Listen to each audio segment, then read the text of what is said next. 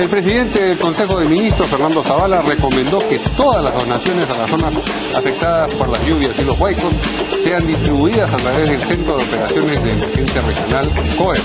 Esto a fin de evitar controversias como las que se generaron con la ayuda entregada por el Congreso.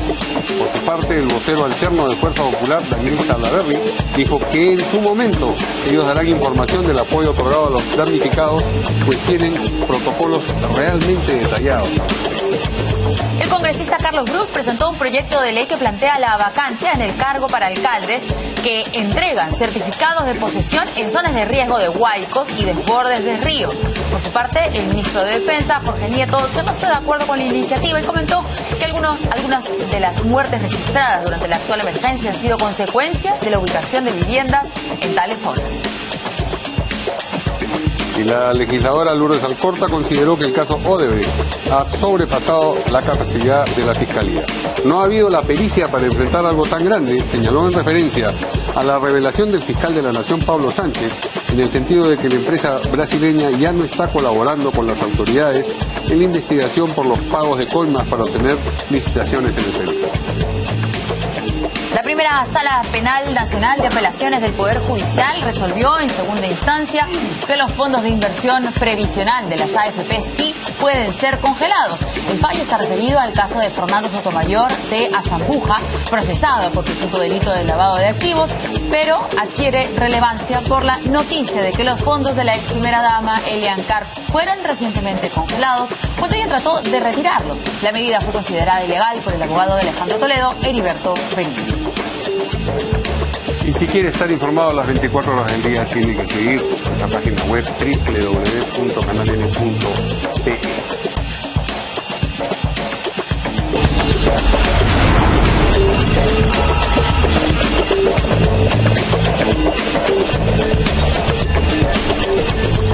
¿Cómo están, amigos? Buenas noches, bienvenidos a esta edición de En Portada. ¿Qué tal, Verónica? ¿Cómo estás, Mario? Muy buenas noches. Vamos a presentar a nuestros invitados. Tenemos a dos congresistas, a el congresista de Fuerza Popular, Héctor Becerril, a quien le damos las buenas noches, y Guido Lombardi, de Perones por el Cambio. ¿Qué tal? ¿Cómo está, Verónica, Mario? Muy buenas noches. ¿Qué tal, caballeros? ¿Cómo están? Bueno, pero antes de entrar a las noticias que tenemos indicadas por los titulares, tenemos un comentario que hacer a propósito de algo declarado por Mario Vargas Llosa, que está en Arequipa, y le preguntaron acerca de las acusaciones de corrupción relacionadas con dos expresidentes, el expresidente Toledo y el expresidente Humala, y él estableció una diferencia que ustedes van a escuchar. Bueno, el caso de Toledo me parece que está muy claro. El caso de Humala no me parece todavía demasiado claro. Vamos a ver, porque aparentemente si hubo delito, el delito consistió en que le dieron un dinero para una campaña electoral, algo que no estaba prohibido en el Perú, que no era, digamos, algo que pareciera correcto, pero que no estaba, no, era un dinero que se le regalaban a él para su campaña electoral. Hombre, yo no lo hubiera hecho nunca. Pero si lo hizo él, si es que se comprueba que lo hizo, cometió una grave falta de tipo ético, pero no un delito, porque no está prohibido en nuestra legislación que un candidato reciba un regalo para gastarlo en una campaña electoral. Entiendo que esa es la... Sí. Naturalmente, que venga y dé una explicación y se defienda con todas las garantías que deben tener los defendidos en un sistema legal, democrático, y si no puede defenderse y se demuestra que ha delinquido, pues debe ser castigado, por supuesto. Esa última declaración era referida específicamente a Toledo, que venga, que se defienda y todo lo demás. Bien, ¿qué dicen nuestros congresistas? Me imagino que tendrán algún comentario sobre lo que ha dicho el premio Nobel. Lo ha dicho por su parte, y eso me parece más peligroso, el fiscal de la Nación, porque yo tengo el máximo respeto. Decir que está plenamente comprobado que Toledo ha cometido un delito me parece riesgoso, porque podrá ser utilizado eventualmente como una forma de decir aquí hay una persecución política, está adelantando opinión el fiscal, que lo diga alguien como Mario Vargas Llosa, y creo como cualquiera de nosotros que es lo que pensamos, que Toledo finalmente resultó un sinvergüenza y recibió coimas, no es peligroso. Que lo diga Mario Vargas Llosa, que fue en algún momento quien avaló la figura de Toledo, me parece que es lo que corresponde, me preocupa, y quizá eso sea tema de conversación más adelante con uno de los temas que ustedes nos propongan, que el fiscal lo haya dicho. Sí. Y sobre el caso de Humala, ¿también le parece que no está muy claro? Está claro que no está penado en la ley recibir dinero. Creo que sí está penado en el caso de recibir dinero de una potencia extranjera, y en el caso de el financiamiento del Partido Nacionalista hay acusaciones de que recibió dinero de Odebrecht, pero también del Partido de los Trabajadores, que era el partido de gobierno en Brasil, y entonces una potencia extranjera ya complica las cosas, ¿no? ¿Qué dice el congresista Becerril? En el caso de Ollanta están siendo investigados por Nayib y él cerca de 14 delitos, entre ellos lavado de activos. El dinero que vino del 2006 a la campaña, la señora Nadine lo ingresó, digamos, a las cuentas bancarias utilizando varias modalidades justamente de lavado de activos, por ejemplo, utilizando a la mamá, al hermano, para depositar en el sistema del pitufeo. Luego ya para no ser detectado por la UIF. Luego ya en el 2011 supone que ese dinero que recibió luego se pagó eso con las diferentes obras que se dieron a estas empresas brasileras. Yo creo que hay indicios más que importantes también en las agendas, hay confesión de parte. Entonces yo creo que en el caso de Ollanta Humala también el tema está bastante claro. Además, el fiscal de la Nación hace días también un medio extranjero manifestó que en el caso de ellos también está comprobado el delito, ¿no es cierto?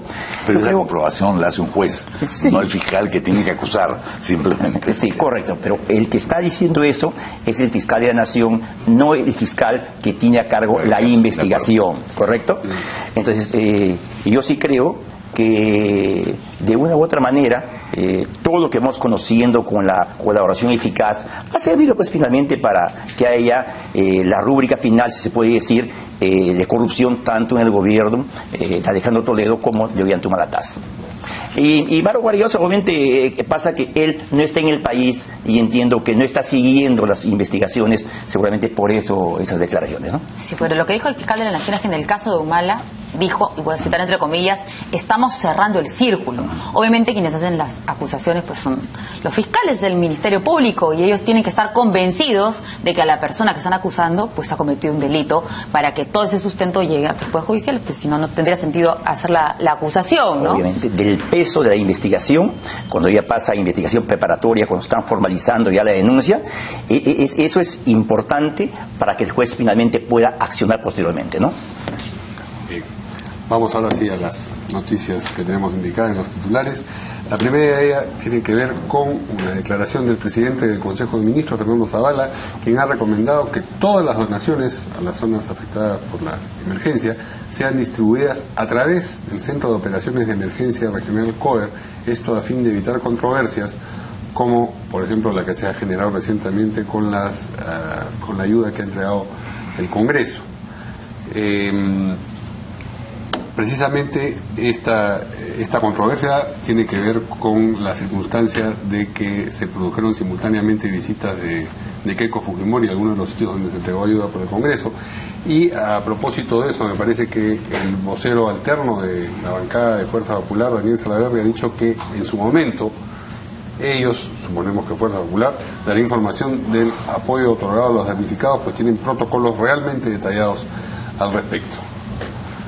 ¿Qué les parece a ustedes esta propuesta del presidente del Consejo de Ministros? Y yo, en primer lugar, lamento que el colega Richard Acuña haya deslizado esa posibilidad, como que Keiko Sofía Fujimori estaría donando a donde va recursos del Congreso.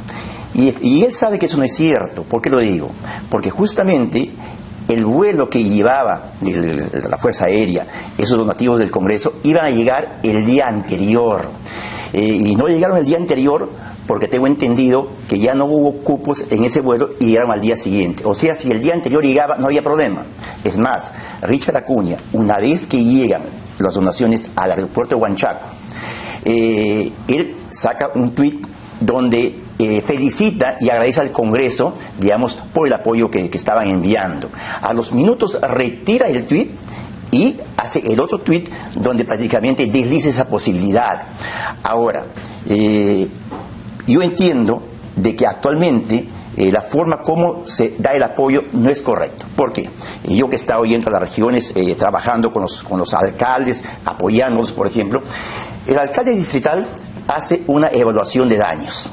Luego hace un requerimiento en unos formatos que hay de lo que necesita, de acuerdo a las necesidades o a su realidad. Eso lo envía al gobierno regional. El gobierno regional, eso lo tramita a INDECI regional. INDECI regional envía a INDECI nacional. INDECI nacional lo vuelve a remitir a INDECI provincial, distrital, y luego eso llega al COER. Y el COER recién esas donaciones lo entrega al alcalde y el alcalde entrega, digamos, a los pueblos. ¿Cuánto demora eso? Demora pues más o menos 10 a 12 a 15 días. Es más, no, hay alcaldes... No, eso no es exacto, Héctor, perdona. Hay efectivamente un tema de burocracia que habría que superar y la Contraloría está interviniendo ahí, no para facilitar las cosas, sino para perturbarlas. Pero no demora de 10 a 15 días, demora de un día a otro. Y yo creo que hay que eliminar esas trabas y esas barreras, pero también hay que reconocer la idea tan amable, gracias. Y te digo, porque yo he estado 10 días justamente en la región Lambayeque. Es más, los alcaldes ni siquiera tienen conocimiento de cómo llenar las fichas. Yo he llegado a los alcaldes, reclamaron sus donaciones porque en el COER sí estaba lleno de cosas en el Lambayeque. No, pero ¿por qué no reclamas? Porque ni siquiera tenían los formatos, ni siquiera estaban enterados cómo tenían que hacer esto. Y no en un distrito, más o menos en 13, 14 distritos que yo he ido. Entonces se les ha apoyado a los alcaldes, llevarlos para que hagan finalmente, tienen sus fichas. Es decir, una burocracia total. Y yo sí creo que acá tenemos que fortalecer a INDECI. Yo creo que el alcalde conoce la realidad, debe hacer el pedido a INDECI. INDECI, nuevamente, directamente al alcalde, y el alcalde tiene que entregar. Acá el tema del gobierno regional, el COER, entrampa, en mi punto de vista, y politiza estos temas. Pero como comprenderán, con 120.000 damnificados, 128.000 damnificados, 800.000 afectados, si cada quien comienza a repartir donde le parece que se necesita, se va a generar caos y desorden, como se ha generado aquí nomás en Guaycoloro y en la zona de Chosica. Entonces hay que centralizar, hay que buscar un mecanismo que ordene la entrega de ayuda, y en ese sentido a mí me parece muy razonable y muy sensato el pedido hecho por el Premier Zavala. Es cierto y reconozco que lo que ha descrito el congresista Becerril se produce, y no importa cuánto tiempo es lo que tarda, el hecho es que tarda, y hay municipios que no tienen los recursos o la capacidad o la atención, porque además sus alcaldes están aislados para hacer llegar los requerimientos. Exacto. Pero está la Fuerza Armada colaborando también en las tareas de empadronamiento para saber qué ayuda se necesita, dónde se necesita y quién la necesita. Y eso se está haciendo en el día. A ver, por ejemplo, agarremos una zona afectada, Catacaos. ¿Ya? El día martes, ¿no es cierto? Catacaos estaba... No, el día lunes vimos a Piura con el agua hasta el cuello. El día martes bajó un poco el agua, la municipalidad está inservible, ¿no es cierto? No hay un solo papel, porque no han quedado ni máquinas, ni computadoras, ¿no es cierto? ni escritorios. Catacaos, que está a 30 minutos nada más de la misma ciudad, sigue con el agua hasta acá. Ya no está acá, pero hasta acá. Entonces, hasta hoy en la mañana, la gente reclamaba, por favor, tráiganos algo. Estamos hablando lunes, martes y miércoles. Hoy en la mañana decían, por favor, tráiganos algo de comer, algo de tomar. Entonces, claro, las Fuerzas Armadas de pronto llegaban con los Zodiacs para rescatar a las personas, porque primero es la vida, urgente, claro. ¿Es cierto? Pero no estamos hablando del total de las personas que viven en Catacaos, que son como 10.000, creo. 20.000. Entonces, ¿qué es lo que tendría que hacer? El alcalde de Catacaos debe estar en la misma situación, ya sea con su familia en Catacaos o con su familia en Piura. Entonces, ¿Qué es lo que tienen que hacer? ¿A dónde se tienen que dirigir? ¿Cómo canalizar eso? O sea, yo creo que los alcaldes, en estos casos específicos, no tienen ni idea cómo hacer. Yo creo, eso es un papel. Sí, yo creo que el alcalde distrital es, por ejemplo, el que más conoce qué familias han sido dañadas y afectadas, qué casas se han caído, qué casas no se han caído, quién dice techo, lo saben perfectamente. Y por lo tanto yo creo que ellos sí deben canalizar el apoyo, pero directamente a INDECI. ¿Qué pasa con INDECI? A INDECI prácticamente lo han dejado en Lambayeque, por ejemplo. ¿No trabaja INDECI con el COER y el COEN? ¿Qué tiene INDECI? INDECI en la región de Lambayeque tiene solamente 4 personas. 4 personas, y lo digo con conocimiento de causa, yo estaba allá, y se quejaban. Entonces, por eso es que el COER ahora es quien se encarga de este reparto. Y el COER, no hay que olvidar, que pertenece al gobierno regional. Es que, perdóname que te interrumpa, Sí, Héctor, porque se desmembró INDECI, ¿no es cierto? Y se creó el CENEPRED. Así es. Unos encargados de la emergencia y otros encargados de la prevención, lo cual me parece que a la vista de lo que hemos empezado, de la crisis, es una solución absolutamente poco adecuada y habría que volver a centralizar. Gracias por la interrupción. No, sí, y yo creo, es más, estoy presentando un proyecto de ley, estoy elaborando, para fortalecer INDECI y que INDECI sea el responsable, como era antes, directamente, así es, poder hacer entrega de las donaciones. Este tema ha demostrado que no funciona, lamentablemente. Ahora, y regresando al tema político, que fue con lo que empezamos, ¿no? Pero la desgracia nos jaló. ¿Qué pasó en este tema de la ayuda que vimos a través de imágenes, ¿no es cierto?, fotográficas de Keiko Fujimori repartiendo con congresistas, me imagino que es de la misma zona, ¿no es cierto?, de allá, de la Libertad, y de pronto este tuit del señor Acuña. En un momento se dijo que cuando se canalizó esta ayuda no existía todavía el COER. No, el COER existe hace mucho tiempo. ¿Qué pasa? ¿Cuál es el tema? De que los congresistas de cada región coordinan con los alcaldes y los alcaldes solicitan el apoyo. En ese caso solicitaron el apoyo al Congreso y según acuerdo de mesa directiva, incluso con actas firmado por el mismo Richard Acuña, llegaron el apoyo a la Libertad para el distrito de Marmot, para Virú y para Huanchalco. ¿Y los congresistas de cada región se encargan de repartirlo? No. ¿Cómo iba a ser? No, directamente en el aeropuerto viene el alcalde con su movilidad y se le entrega ahí en el aeropuerto. ¿Quién le entregan? ¿Quién entrega? La gente administrativa del Congreso. No congresistas. No, en lo absoluto. Eso no ha existido. Okay. Entonces, ¿pero qué pasa? Entonces, Richard Acuña, él de un momento plantea que no se entregue esos donativos a los alcaldes, sino que todo vaya al COER. Pero ¿cuál es el asunto? Recordemos que el señor César Acuña ha sido presidente regional de La Libertad, que abandonó el cargo para postular a la presidencia. ¿A quién dejó? A su vicepresidente. Entonces, el COER de La Libertad, como en todas las regiones, pertenece, es una institución, digamos, del gobierno regional. Entonces, ¿qué quería Richard? Lo que está haciendo ahora, quería que todo vaya al gobierno regional para que él pueda movilizar de ahí los productos y llevar a las municipalidades que él cree conveniente. Ayer hay una denuncia. Pero bueno, en el otro caso son las municipalidades que la mesa directiva del Congreso cree conveniente, entonces cada quien está buscando su conveniencia. Yo explico ese tema. A pedido de un alcalde distrital, vas y evalúas, digamos, ves sus necesidades, solicitan al Congreso. No es que cualquiera pueda hacerlo, llega al Congreso, el Congreso evalúa y envía el apoyo. Entonces, ¿qué ha ocurrido acá? Como repito, entonces hay una denuncia del alcalde del Porvenir de Trujillo, donde dice de que para tener el apoyo del COER para que lleguen las donaciones, tienes que buscar a Richard Acuña y él es el que decide finalmente ese tema. Y yo creo que por ahí ha venido. O sea que el tema es que él no ha querido que se canalice directamente a los alcaldes. Pero así han salido de acá las guías de remisión a los alcaldes. Por tanto, acá yo rechazo tajantemente que Keiko Sofía haya tenido algo que ver. Es más, como digo, eso lo reciben los mismos alcaldes pero independientemente del papel que pueda haber tenido la señora Fujimori en el asunto, y yo creo que ese no es el mecanismo más conveniente para repartir ayuda, porque vayan ellos solos, digamos, el fujimorismo. No, porque en todo caso, claro, algún alcalde habrá que podría haber solicitado a Peruanos por el Cambio apoyo, ayuda o abastecimientos. Claro. No nos comunicaron ni nos pidieron ningún tipo de no hubo ninguna comunicación de la mesa directiva al resto de bancadas para decir qué municipios te explico, requieren. Por ejemplo, en Lambayeque inicialmente se también mandó el apoyo del Congreso.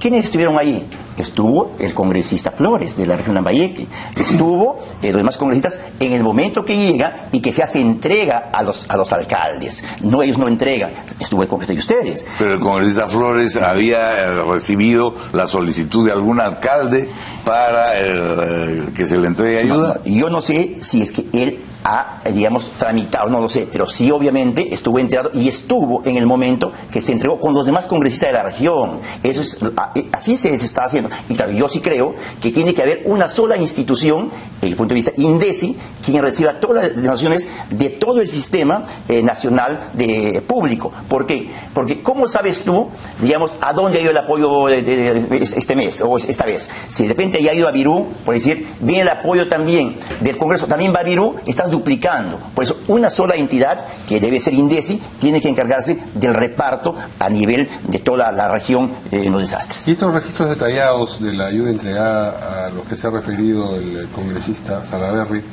ustedes los han llevado en cada uno de los sitios a donde ha ido Keiko, me imagino que en compañía también de algunos de los congresistas, en efecto, hacer entrega a ellos. Cuando envían, nosotros de Fuerza Popular, cuando enviamos el apoyo, se envía en los aviones de la Fuerza Aérea, porque no hay manera de cómo llevar. Entonces ahí hay una guía de remisión. Esa guía de remisión dice claramente qué es lo que llega. Entonces seguramente en el momento oportuno se da cuenta, incluso hasta la OMPE, que hemos recibido, que hemos comprado también nosotros y que se ha entregado. Que no tiene nada que ver con el Congreso, sino que ha sido esta donación, la que ha entregado Keiko Fujimori. Y los congresistas que la acompañaban, es donación de Fuerza Popular. Donación nuestra, sí, y me imagino que con la coordinación, pues, ¿no? Con empresas, donativos. Hay donaciones de empresas amigos. Y también el mismo partido ha comprado, digamos, víveres no perecibles que ha apoyado. La suspicacia de Acuña, que no llega a ser una acusación, me parece que tiene como trasfondo la idea de que al producirse simultáneamente una donación y la otra, los pobladores podrían tener el espejismo de que toda es la misma donación y que toda proviene de Fuerza. Creo que es... Pero eso coincidencias que indignan. No estoy diciendo que eso esté ocurriendo, digo que esa es la presunción. Pero yo eso expliqué. Fue una situación que se dio porque incluso, pueden averiguarlo, el día anterior a la llegada de Keiko, el día anterior tenía que haber llegado a Trujillo, digamos, esas donaciones. Lamentablemente la Fuerza Aérea no pudo enviar ese día, envió al día siguiente. Entonces Richard sabía eso porque él ha firmado incluso las actas. Entonces que deje él trasuntar por ahí esa idea, nos parece en realidad de muy mala leche, por decirlo menos. Tenemos que una pausita. Tenemos acá unas declaraciones de la congresista Alcorta. ¿Qué es vocera de...? Sí, es vocera alterna de Fuerza Popular. Que no tiene que ver con este asunto, sino con el fujimorismo. Con el fujimorismo también. Vamos a escucharlo. Prensa que lo ha ninguneado, que lo ha atacado, que lo ha ridiculizado, que lo ha caricaturizado, le ha dicho que es hasta retardado mental. Esa misma prensa lo que le día de hoy lo levanta confundiendo una situación que no existe. Hay relaciones en la bancada y hay discrepancias en la bancada, no solamente con Kenji, con Keiko, sino en la misma bancada entre nosotros. Somos 72, es imposible, no estamos clonados. Y no cabe la menor duda absolutamente ni para Kenji Fujimori que la líder natural de Fuerza Popular es Keiko Fujimori, así de claro.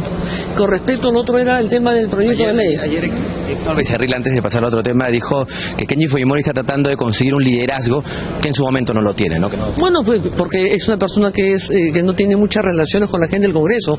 Es una persona que tiene un carácter muy particular, una personalidad muy particular, que prácticamente vive casi solo en el Congreso, aislado, no se vincula con el resto de los congresistas, quizás se ha referido a eso. Con respecto... ¿Usted comparte esa descripción del carácter particular de Kenji? A ver, lo que dice Lourdes es una realidad. En muchos medios de comunicación, sobre todo en esas caricaturas que son tan ofensivas en realidad para las personas. Bueno, yo no conozco caricaturas laudatorias, ¿no? No, las caricaturas sí, tienen ese propósito sí, pero no ofensivas. La caricatura justamente es levantar algún defecto, qué sé yo, sí, pero no ya llegar al insulto, incluso llegar ya a dañar a la persona, como muchos medios de comunicación lo hacen. Entonces, y efectivamente, muchas caricaturas a Kenji lo han tratado de todo, incluso han querido dañar hasta moralmente. Entonces, a eso se refiere Lourdes, y eso es verdad. Y él Pero eso lo ha dicho como una introducción para luego hacer la reflexión final, que es, lo que pasa es que Kenji no se relaciona mucho con la gente del Congreso, casi dice que es un solitario, ¿no? Y yo le preguntaba si usted participaba de esa descripción. A eso iba. Kenji tiene un carácter, digamos, desde mi punto de vista, un poco introvertido. Nosotros, por ejemplo, los consejeros de la bancada, llegamos y todos hacemos un grupo, digamos, y estamos ahí conversando, mientras por decir comienza ya sea el pleno o la comisión.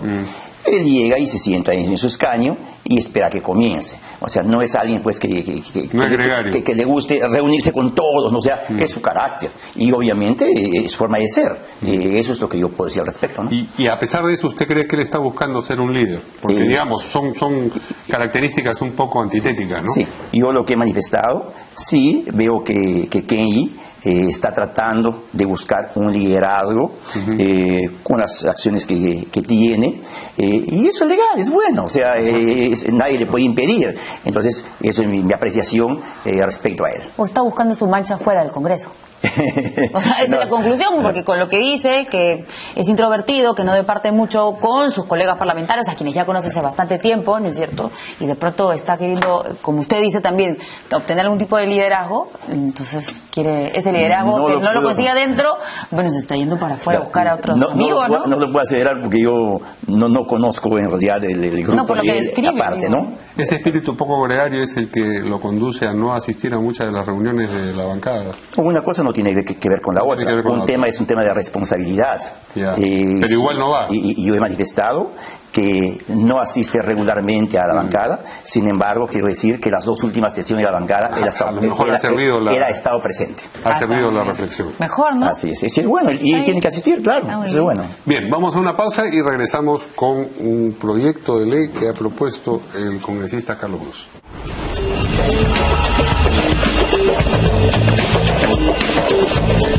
Bueno, durante los últimos días, semanas, desde que empezó esta desgracia en el país y la caída de huaicos y las imágenes dramáticas de las del río y el huaico llevándose las viviendas a las personas y a los animales, de pronto todos hemos dicho, bueno, ¿por qué están ahí?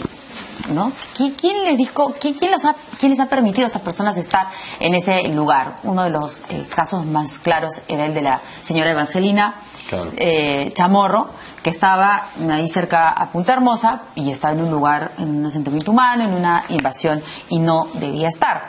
Entonces el congresista Carlos Brus, que como saben ustedes ha sido en algún momento ministro de Economía, de Vivienda, y conocido como Techito, ¿no? Por este programa de viviendas muy oficioso, así es.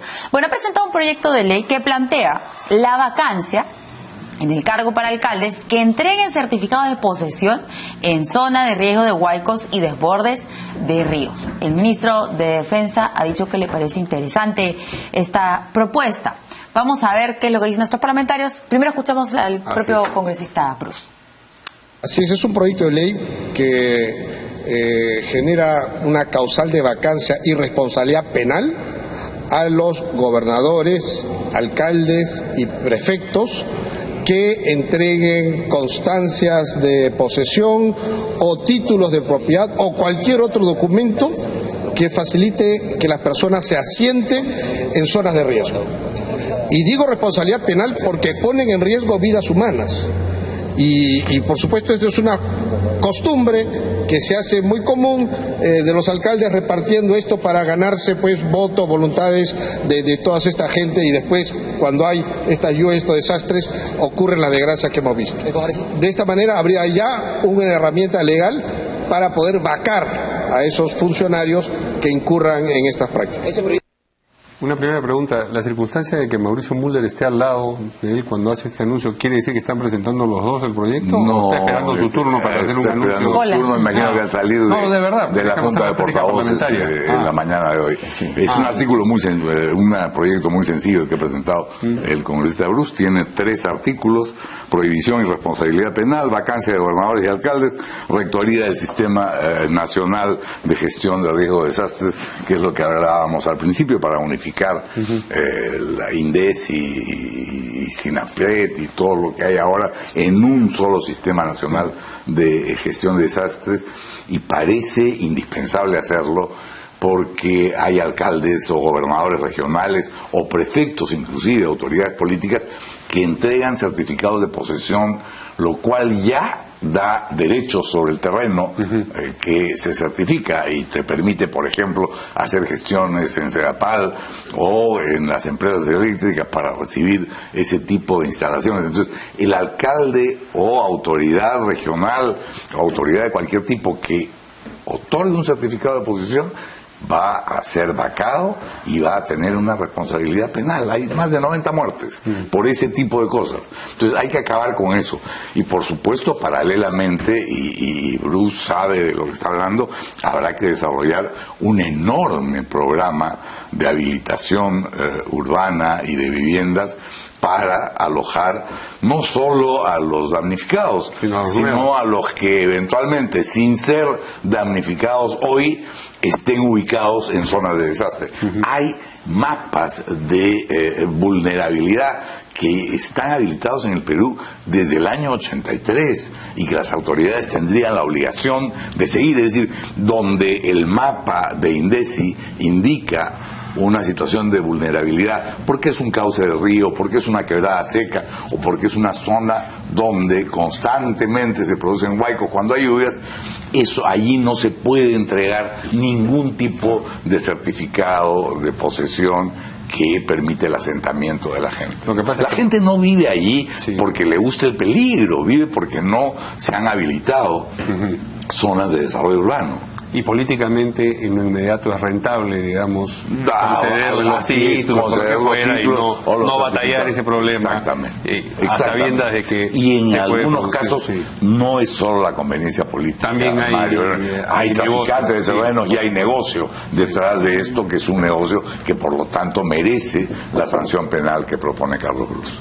Héctor Becerril. Sí, yo estoy de acuerdo con penalizar, digamos, estos actos, porque el dar el certificado de posesión es el primer paso finalmente para formalizar esa propiedad.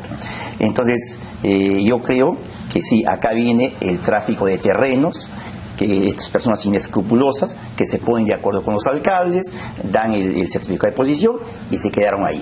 Yo creo que aprovechando esta desgracia que está pasando el país, digamos, tenemos que tomar medidas muy claras.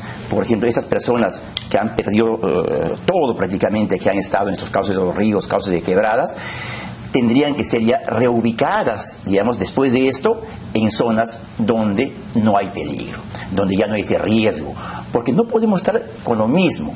Incluso yo creo, yendo aún más allá, hablamos, por ejemplo, de la reconstrucción del país. Vamos a reconstruir el país para dejarlo, digamos, las regiones como estaban antes, o estamos pensando ya en reconstruir, pero digamos pensando en el futuro, por ejemplo en creando los sistemas de drenaje pluviales, pensando por ejemplo en cambiar las redes de estado que tienen 30, 40 años y que colapsan esos temas, o sea, pensando ya en el futuro que viene. En el norte, por ejemplo, el cambio climático es cada vez más evidente, hay una tropicalización del clima y las lluvias van a ser mucho más constantes. O sea, acá hay mucho que hacer. Y yo sobre ese tema, este proyecto de ley de Carlos Cruz, obviamente estoy completamente de acuerdo, porque se tiene que penalizar sobre todo. Me gustó mucho que en el proyecto de ley ponga algún tipo ya de sanción penal en realidad. Así es, porque no hay otra manera de comparar esto.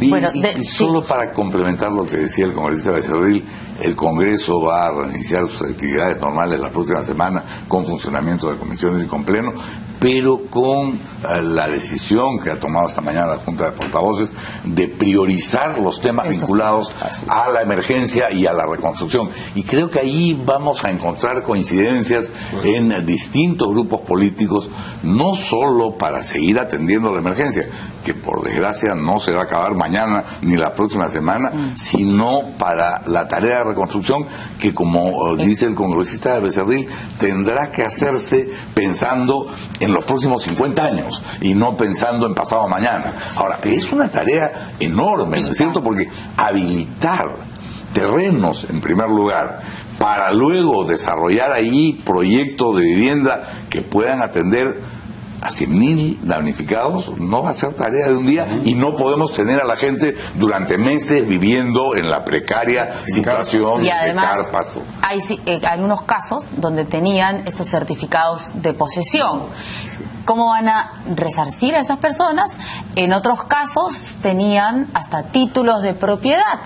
Aquí en Huachipa ha sucedido eso. ¿Qué va a pasar con esas personas? Porque así hayas tenido tu título de propiedad, no lo vamos a poner otra vez ahí al borde del río. Entonces ahí se va a generar un problema. Pero yendo otra vez con el planteamiento del congresista, yo, alcalde, ya no puedo entregar estos certificados. Entonces solamente les voy a decir no, los voy a tener que desalojar de ese sitio y váyanse a otro lado. Porque ahí también hay un problema social. O sea, el congresista Lombardi dijo, no están ahí porque quieren, sino porque no tienen a dónde ir. ¿Qué va a suceder? O digamos el proyecto termina con que no pueden y punto. Y hoy escuché en la mañana, leí una declaración del presidente Pedro Pablo Kuczynski, que decía que en el caso de Catacaos, por ejemplo, ya están viendo zonas donde van a reubicar a estas personas damnificadas. Esa parte va a ser fácil, yo entiendo, no va a ser tan difícil, porque finalmente el damnificado le da un lugar donde vivir, no va a querer irse pues nuevamente al mismo sitio. Pero lo que tú planteas es complicado. Que personas que están ahora en los cauces de quebradas o ríos, que están establecidos ahí, ¿cómo hacer para que ellos salgan en realidad? Eso lo veo complicado. Habrá que analizar de qué manera podemos convencer a estas personas, habrá que darle algo adicional para que puedan aceptar reubicarse, ¿no? Porque al final ellos están ahí, pero el daño es a todo el país, porque el país invierte lo que tiene en tratar de apoyar a esta gente luego. Por eso ¿no? subrayaba yo, Verónica, el tema de las habilitaciones urbanas, ¿no es cierto? Porque el proyecto de Bruce termina ahí, pero habrá que complementarlo con otros proyectos que tengan que ver con el desarrollo de viviendas con techo propio, que es una iniciativa del propio Bruce cuando fue ministro, y con habilitación urbana que permita a los alcaldes decir, acá no puedes estar, pero acá tienes un espacio. Y no solamente se de refiere desarrollo a los que ya están ubicados ahí, podrían no haber sido afectados hasta ahora. Estos ríos volverán a secarse, los cauces, y entonces la memoria corta hará que nuevamente haya quien ofrezca habrá esos que hacer terrenos. ahí también un trabajo. No en todos los casos se puede hacer, ciertamente no en el río Piura. Si ustedes han hecho el cálculo, el río Chira es más o menos 300 veces el Rímac. Entonces el Rímac se podría canalizar y vas a evitar problemas en Huachipa y en Huaycoloro. Se podría canalizar por partes, se podría encauzar mejor, cuando no siempre. El Chira no, pues, porque además está cada vez más, ha llegado a tener 2.985 metros cúbicos por segundo de agua. El Rímac en su máxima expresión llega a tener 105 metros cúbicos por segundo. Esa es la diferencia entre el Rímac y el Chira, para que tengan ustedes una idea. Entonces el Chira no pretendas encauzarlo. Y lo que pasa con Catacaos y con Castilla no es que estén en el cauce del río, es que están en un terreno más bajo que el río. Entonces, cuando el río es un drama, la verdad. Yo sí creo que tiene que ver la manera de cómo encauzarse esos ríos. Una ingeniería obviamente de alto nivel. Hemos visto lo del Ecuador. En Ecuador hemos visto cómo, digamos, se han hecho grandes obras que justamente en estas épocas justo represan el agua que después lo utilizan el resto del año. Entonces yo creo que tiene que haber una manera, porque tenemos que comenzar a cosechar agua, porque además nos va a faltar agua. Esto que nos pasó la semana pasada es una prueba de lo que nos puede pasar de manera constante en el futuro relativamente cercano, ¿no? Sí, es cierto. Bien, vamos a una pausa y regresamos ahora con unas declaraciones de la congresista Lourdes Alcorta, quien ha considerado que el caso Odebrecht ha sobrepasado la capacidad de la Fiscalía.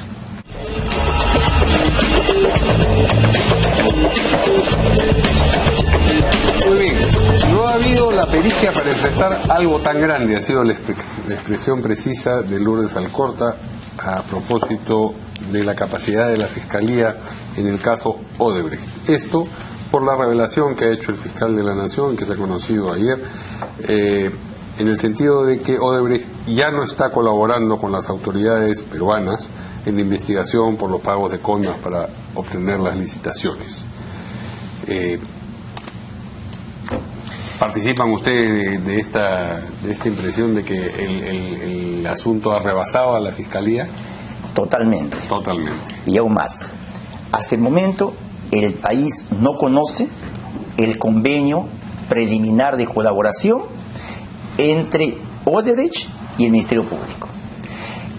Nosotros, periodistas, hasta la Procuraduría, han pedido conocer los términos de ese convenio. Nadie lo conoce.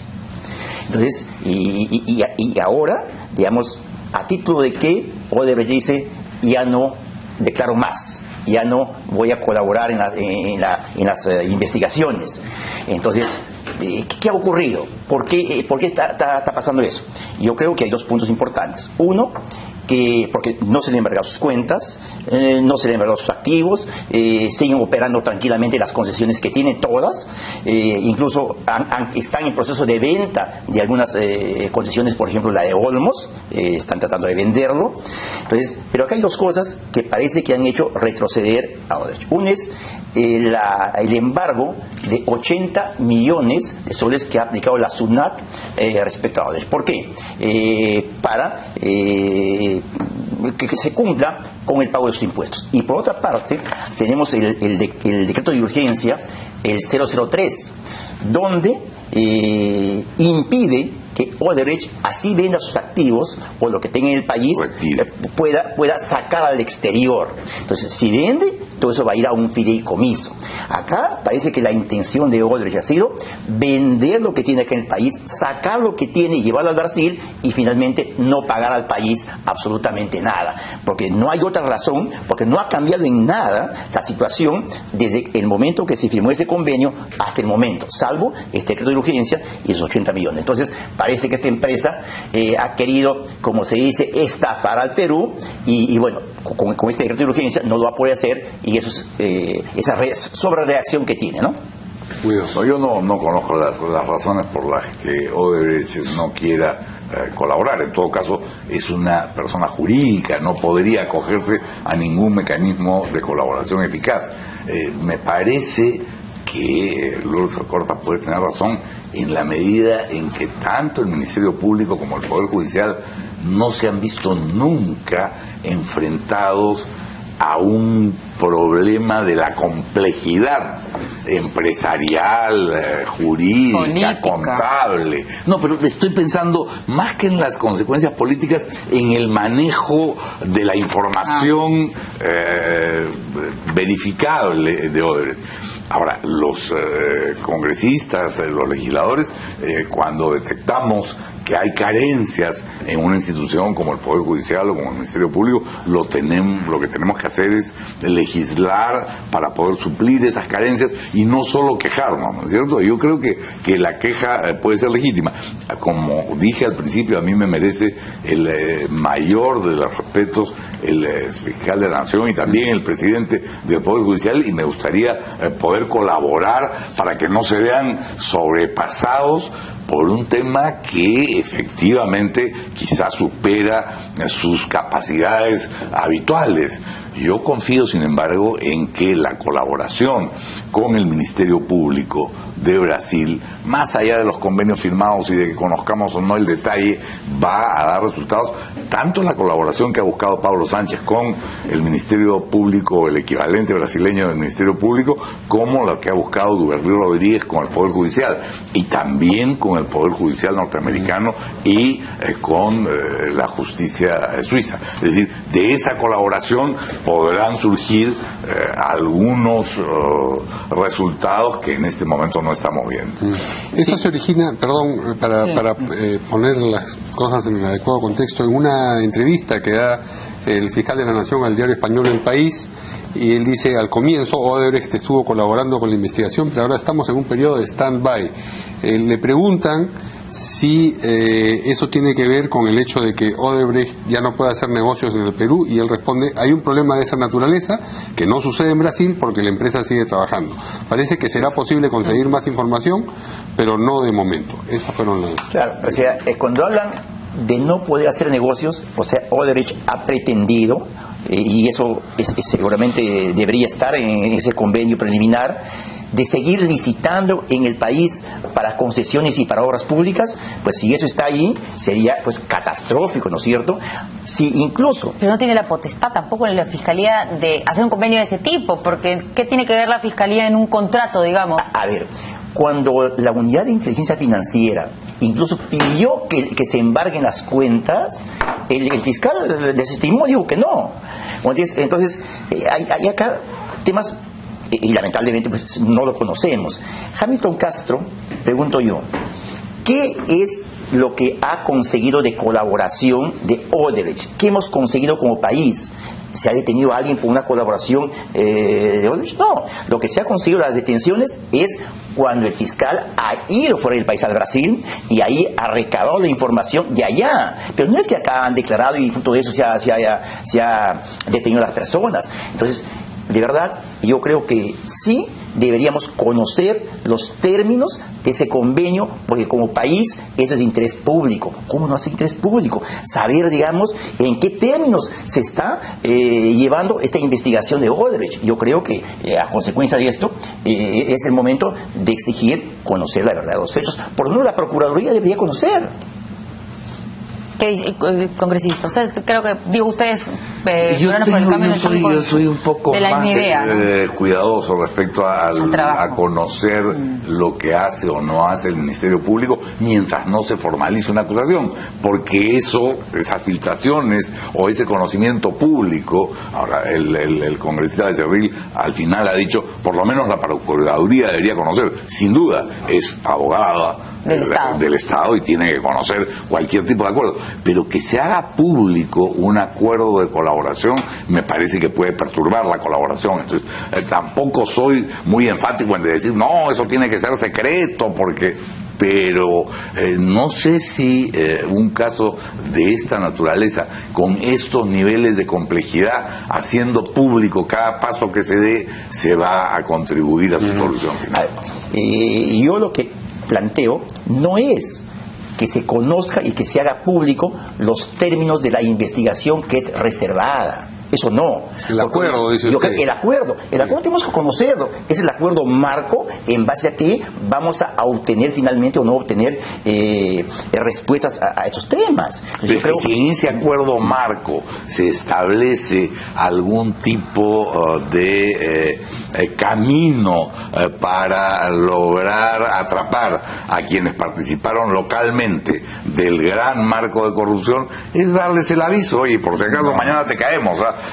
Sí. No se puede, hay cosas de ese tipo en un acuerdo de la Fiscalía. No, y obviamente la tingencia me parece corta, pero ¿qué pasa? Por ejemplo, a ver, ¿qué le estamos dando nosotros a Odebrecht para que dé información? Eso yo no creo que en la investigación va a traer algún problema.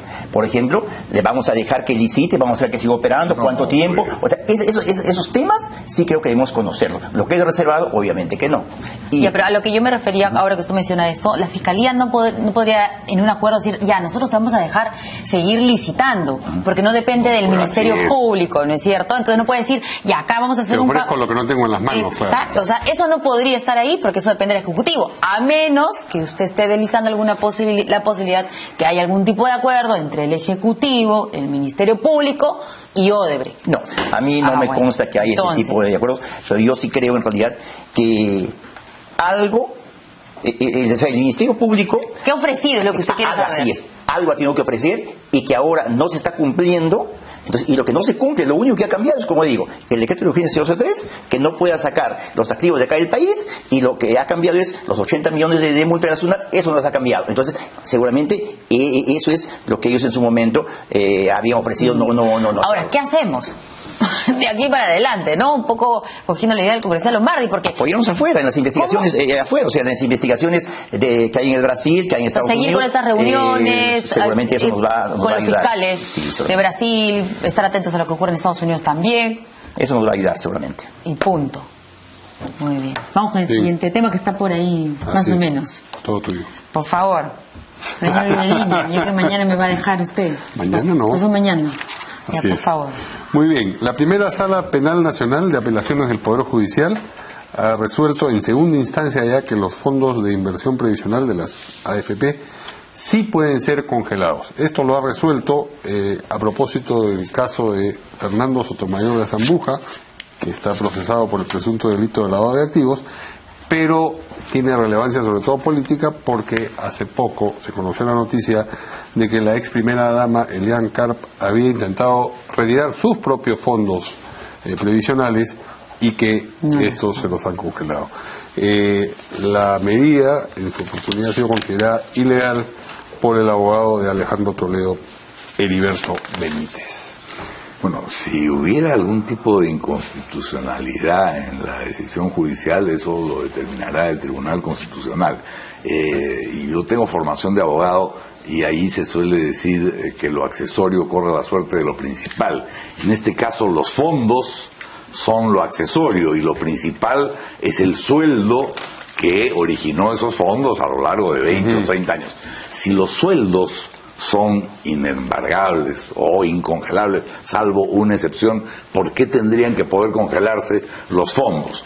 Lo que ha argumentado el juez es bien interesante, porque no es solo la limitación de un derecho, mi derecho a disponer de los fondos acumulados, sino que es un elemento de investigación en casos de lavado de activos. Ustedes recuerdan, uno puede hacer aportes voluntarios a la AFP, y entonces ahí habría un mecanismo que permitiría lavar dinero sucio. Entonces, no lo está interpretando el juez solo como una limitación de derecho. Yo te voy a congelar el fondo que tú has acumulado a lo largo de una vida de trabajo, sino que yo voy a utilizar esos fondos congelados para investigar la comisión de delitos. Entonces, me parece interesante, aun cuando en principio pueda parecer... Eso lo razonó a propósito de Fernando Sotomayor de Azambuja. A propósito del caso de Sotomayor a Azambuja. No conozco el caso de Elian Karp, pero me imagino que hay un razonamiento del mismo tipo. No es solo para impedir tu derecho, sino para investigar un delito que eventualmente puedes haber cometido. En el caso de este señor Sotomayor, él se inscribe, va en una AFP en Bolivia y de un solo golpe deposita 2 millones de soles. Y luego pide que los 2 millones de soles vengan a una AFP acá en el Perú. Y acá en el Perú, él quiere retirar los 2 millones de soles. La UIF se da cuenta y pide que se impida, se congela esa cuenta. ¿Por qué? Porque ahí hay justamente una investigación de lavado de activos, que es exactamente igual al de la señora Elian Karp. Incluso la fiscal que pide la prisión preventiva para la señora Nadine Heredia pone eso como un indicio que la señora Elian Karp quiere prácticamente fugarse del país, ya no regresar. Lo pone como antecedente, ¿no? Acá, si bien es cierto, el artículo 12 de la Constitución dice que los fondos y reservas de la Seguridad Social son intangibles, pero también en la misma sentencia dice, pues obviamente, que ningún derecho fundamental es absoluto, ¿no es cierto? Incluso la vida, incluso la libertad, ¿no es cierto? Y también este congelamiento no es, digamos, algo que va a durar eternamente, imperecedero, ¿no? Es momentáneo. Mientras dura la investigación. Es una medida restrictiva de derechos. Por lo tanto, la sentencia está acá, está leyendo, y efectivamente, mientras dure la investigación, simplemente se congela. Una vez que se termina el caso, ya se termina. Igual en el caso de la señora Elian Karp, ¿no es cierto? También investigada por lavado de activos, por los 5 millones que llegó a la señora Eva Fernenbusch, que sirvió para la compra pues de la casa de las casuarinas, el edificio, la oficina de edificio Omega, el pago de las hipotecas de Camacho. Entonces, todo eso. De Punta Sal. Así es. ¿Se habrá damnificado la casa del señor Toledo en Punta Sal? Yo no creo, yo conozco la casa, está en la playa. ¿Te conoces la casa? Sí, claro. ¿Te invitaron alguna vez? No, yo fui. Fui a. Todo el mundo conoce la casa del señor Toledo en Punta Sal. Todo el mundo conoce al señor Toledo en Punta Sal. Y pasé por ahí y me señalizó la casa de Toledo. O sea, está al mar. Sí, o sea, frente al mar está, frente al mar, en la arena. Yo creo que esa zona no ha sido en absoluto dañada, ¿no? Claro, tienen que investigar si la plata de la AFP de la señora Elian Karp es el holocausto. Así dijo el señor Toledo. Así dijo cuando inventó sus teorías, pues, de cómo era el tema del dinero que había llegado, ¿no? Bueno, Pero en medio de toda esta controversia legal, yo creo que este va a ser un tema más bien marginal, ¿no? Lo de la AFP. Lo de la más me imagino que es lo que puede preocupar a los que tienen en este momento fondos y ven que a alguien se los congelan. Entonces, lo que quieren entender es qué cosa es lo que ha ocurrido. Así es. Ese es el... Y podrá haber un recurso eventualmente ante el Tribunal Constitucional y ahí se determinará la constitucionalidad o no, pero a mí me parece interesante la reflexión que ha hecho el juez sobre yo estoy congelando esto para investigar un delito. Así es. Qué bueno. Y fondos, no es además, efectivamente una cosa a perpetuidad, ¿no es cierto? Bueno, se investiga y luego si no pasa nada se cotejan los documentos, entonces te llevas tu plata, que es el ahorro de toda la vida, se supone, pues, ¿no? Muy bien. Bien, caballeros. Les agradecemos mucho a nuestros gracias a ustedes. Gracias a ustedes. Gracias. Y nosotros nos vemos mañana aquí en Portada. Buenas noches.